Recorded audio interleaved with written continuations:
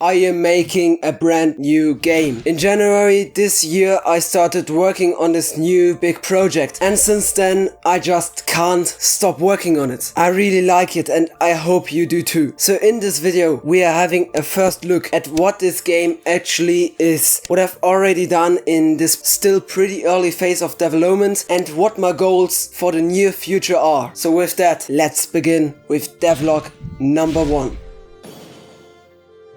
The concept of the game was created with my favorite design method ever, which is the use of combinations or even better, complementary things. Here I wanted to achieve the contrast between intense combat and more relaxing phase. This relaxing phase ended up being a digging part, and the other one is aimed to be an enter the dungeon like bullet hell phase. With that, my new and still untitled game is a mix of digging and intense combat packed in a roguelite. Now, how do we switch between these phases? The digging phase is more or less the main phase, so here we also progress through levels. To enter the combat one, we hit monster blocks. In the future there might be some other blocks as well, but at the moment that's the only way to enter that phase. Arrived there, we now fight enemies with various weapons, and then when we succeeded we get back to the digging part, but we also get a bit of energy. Besides health, you also have to worry about energy now, which forces the player to enter the combat phase rather than being able to fully skip it. Now in terms of the cave generation, I decided on a chunk based generation supporting weights, so we can support very rare chunks as well. The combat rooms on the other hand are chosen randomly from a pool of rooms. This system also categorizes the rooms by difficulty. So that is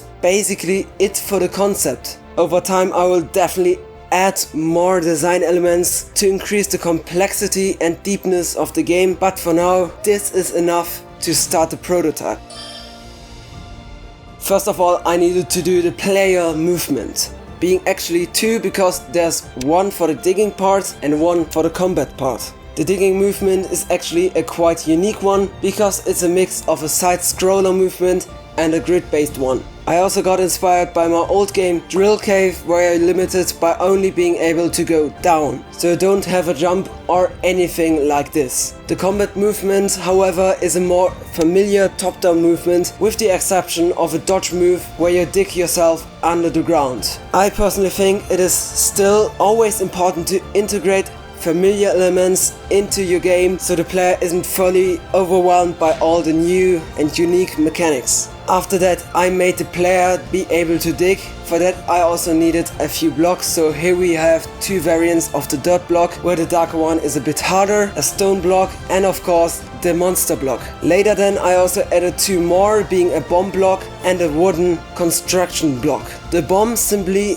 explodes after you hit it, and if the block under the wooden construction is destroyed, it falls down and breaks. So it is basically gravity affected.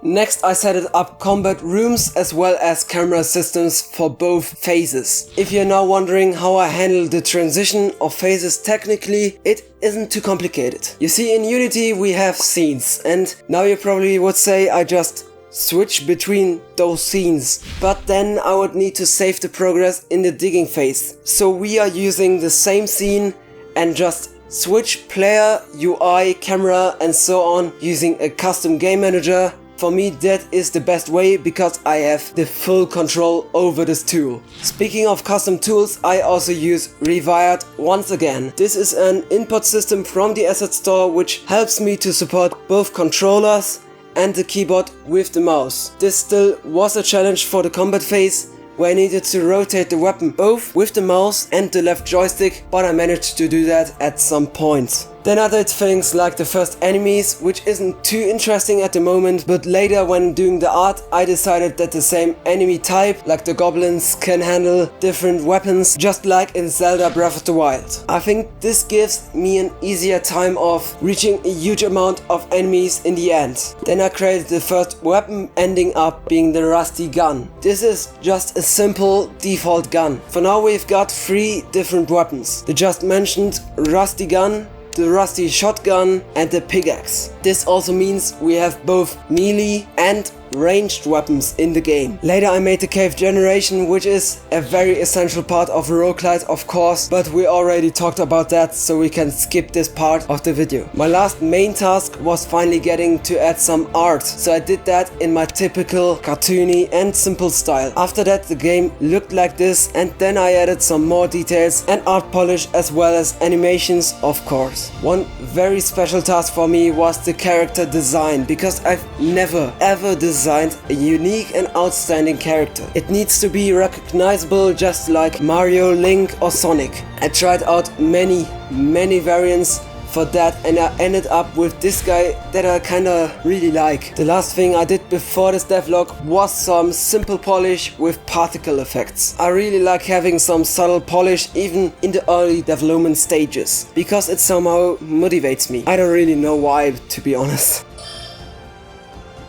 Now what's next? I'm going to polish the experience a bit more and even begin adding sounds next. I also want to add a few more block types and enemies. With this the idea of status effects comes as well, which I then will try out. Maybe I would ask some of my friends around that time in terms of music, and in terms of the far future I don't really know much about this game yet. The story and world is just a huge mystery for now that we will discover together in this devlog series, I hope. So how do you like the game in its current state? Do you have any ideas for the game?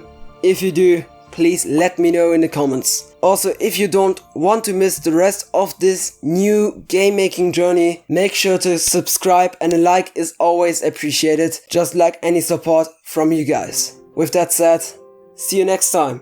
Cheers!